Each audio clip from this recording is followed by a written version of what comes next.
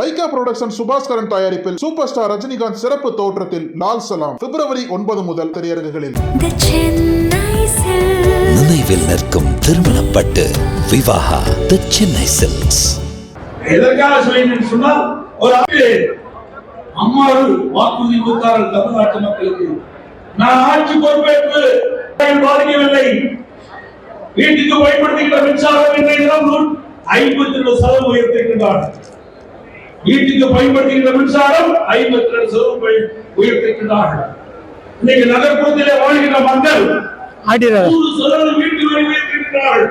கடனை 150% உயர்த்திருக்கிறார்கள். ஒரு பக்கம் கட்டண உயர்வு, மறுபக்கம் வீட்டு வரி உயர்வு, கடை வரி உயர்வு, வரி வரி என்று வரிமை போட்டு பெரும் சுமையை சுமத்தி அரசாங்கம் தான் இந்த திராவிட மாடல் ஆட்சி என்று சொல்லிக் கொண்டிருக்கிறபடி அதிமுக அரசாங்கம். இன்னைக்கு கொரோனா வைரஸ் தொற்றிருந்த காலம், கடின மக்கள் பாதிக்கப்பட்டாங்க. அந்த காலகட்டத்தில் கூட விலைவாசி உயரல. சரியான நிர்வாக திறமையுள்ள அரசாங்கம் இந்த நாட்களை அந்த கொரோனா வைரஸ் தொற்றிருந்த காலகட்டத்திலும் விலைவாசி உயராமல் மக்களை பாதுகாத்த ஒரே அரசாங்கம்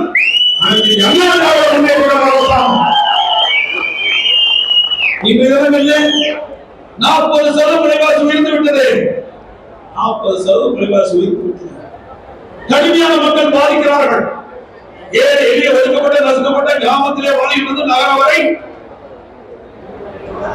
இன்றைக்கு ஏழை மக்கள் இந்த விலைவாசியால் கடுமையாக பாதிக்கிறார்கள்.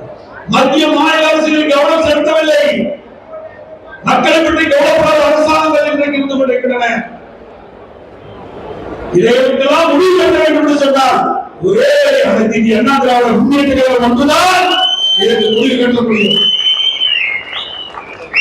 எப்பொழுதெல்லாம் அனைத்து இந்திய அண்ணா திராவிட முன்னேற்ற கழக அரசு தமிழகத்திலே ஆட்சி புரிகிறதோ அப்பொழுதெல்லாம் மக்களை பாதுகாக்க முடியும், ஏழைகளை பாதுகாக்க முடியும். ஏழைகளுக்கான திட்டம் இருக்கின்றார்களோ, இந்த கட்சிக்கு யார் விசுவாசமாக இருக்கிறார்களோ அவர்களை மதிக்கின்ற கட்சி அதிமுக கட்சி. இந்தியாவில் தமிழகத்திலே எத்தனையோ கட்சிகள் இருக்கின்றன. எந்த கட்சியிலாவது ஒரு சாதாரண தொண்டன் பொதுச் செயலாளர் ஆக முடியுமா? ஆக முடியுமா? ஒரு சாதாரண தொண்டன் முதலமைச்சர் ஆக முடியுமா? அதிமுகவில் மட்டும்தான் முடியும். எந்த கட்சியிலும் கிடையாது. திமுக கட்சிக்காரர் ஒருவராவது ஸ்டாலின் குடும்ப இந்த கூட்டத்தில் பேசுவது சரியாக இருக்கும். இன்னும் பாரதிய ஜனதா கட்சியோடு இவர்கள் மறைமுக உறவு வைத்துக் கொள்கிறேன் சொல்லிக் கொண்டிருக்கிறார்.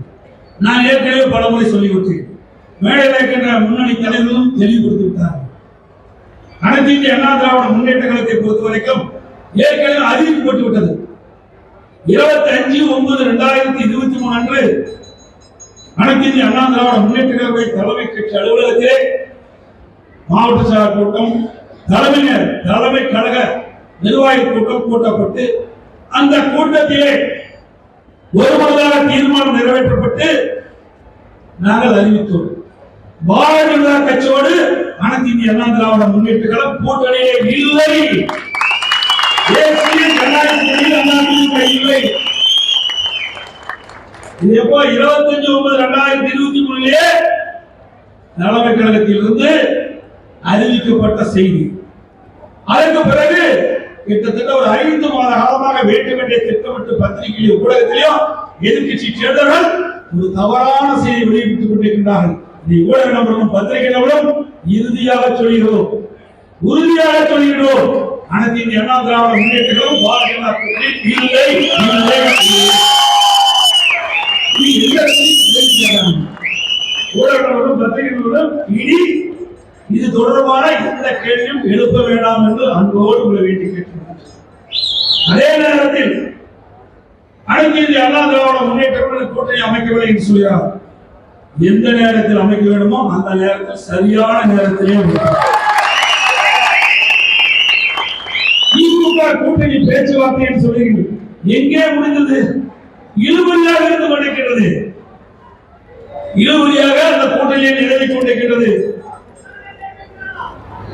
இன்றைக்கு 10 நாட்களாக அந்த கூட்டணி பேச்சுவார்த்தை தொடர்ந்து நடைபெற்று இங்காவது முடிவுக்கு வந்திருக்குதா? ஏற்கனவே இருக்கின்ற திமுக கூட்டணியில் ஏற்கனவே அங்கம் வைக்கின்ற கட்சிகளுக்கு ஒதுக்கப்பட்ட தொகுதியை கொடுக்க மறுக்கின்ற கட்சி தான் திமுக கட்சி. அதுல அந்த கூட்டணியில் எத்தனை கட்சி இருக்குமோ இல்லையோ என்பது இன்னொரு 10 நாள்ல தெரியும். திமுக பொறுத்தவரைக்கும் கூட்டணி நம்பிதான் இருக்குது, மக்களை நம்பி இல்லை.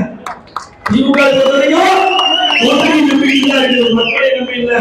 அனைத்து இந்திய அண்ணா திராவிட முன்னேற்ற கழகத்தை பொறுத்தவரைக்கும் மக்களை நம்பி கொண்டிருக்கிறார்கள். மக்களால் எண்ணுவார்கள், மக்களை முடிவுதான் எண்ணுகிறார்கள், மக்களால் வாக்களிக்கிறார்கள்.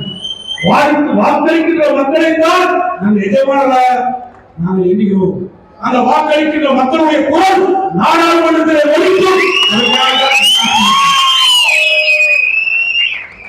இந்த தினம் பல ஊடகங்களும் பத்திரிகைகளும் சரி, எனக்கு பல்வேறு விமர்சனங்களும் அந்த ஊடகத்தில் சில வட்டமான என்னமோ மேடை பேசுவாங்க, 4 பேர் 5 பேர் மேடை இறங்கும் விவாத மேடைன்னு வச்சு பேசுறேன். நான் வீடியோ இருக்கு, டவர் இல்ல, டவர் ஒர்க் ஆகல. எந்த தேர்தலாம் இருந்திருக்காங்களா? ஆனா அதெல்லாம் குறை சொல்லல, முழுமையா தெரிஞ்சுட்டு பேசுறேன். இவ்வளவு போன் இருக்கு, டவர் ஒர்க் ஆகல, நெட் எல்லாம். தகவலை கொடுக்க வேண்டும். யாரை நாங்கள் குறைத்து மதிப்பிடவில்லை. நாட்டில் வருகின்ற பிரச்சனை, 2 ஆண்டு காலத்துல மக்கள் படிக்கிற துன்பங்கள், வேதனைகள், அதை புரிந்து கொண்டிருக்கிறீர்களா? கடந்த 2019 2020 வரைக்கும் அனைத்து இந்திய அண்ணா திராவிட முன்னேற்ற கழக ஆட்சியில் போடப்பட்ட திட்டங்கள் உடைத்து வைத்திருக்கிறாங்க. அதை பற்றி பேசுகிறீர்களா? ஒன்றுமே கிடையாது. திமுக அனல் பறக்கும் செய்திகளை அப்டேட் செய்து கொள்ள நக்கீரன் களத்தை இப்பவே சப்ஸ்கிரைப் பண்ணுங்க.